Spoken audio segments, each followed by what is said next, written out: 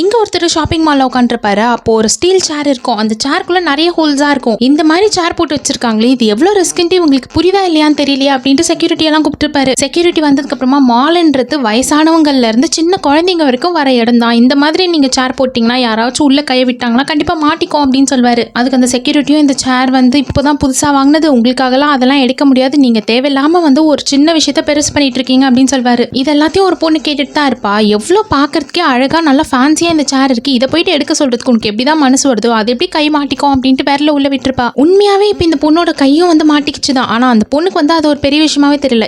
என்ன தடவை எடுத்தா வெளியே வந்துற போகுது அப்படின்னு தான் சொல்லிட்டு இருப்பா. ஒரு சீரியஸ்னஸே தெரியாம இருப்பா. இப்ப இந்த பொண்ணோட விரலும் ரெட்டா மாறிட்டே இருக்கு. ஒருத்தர் கம்ப்ளைண்ட் பண்ணிட்டு இருப்பார்ல, அப்போ அவர் உங்களோட விரல் ரொம்ப ரெட் ஆகுது, ரத்த ஓட்டமே இல்ல, சீக்கிரமா வெளியே எடுங்க, இல்லைன்னா இது உங்களுக்கு தான் பெரிய பிரச்சனை ஆகும் அப்படின்னு சொல்வாரு. அந்த பொண்ணு எடுக்க முடியாது அப்படின்ட்டு வேணும்னே விரல நல்லா உள்ள தள்ளிடுவாளா. இப்போ என்னதான் ட்ரை பண்ணி பார்த்தாலும் விரல வெளியே எடுக்கவே முடியல.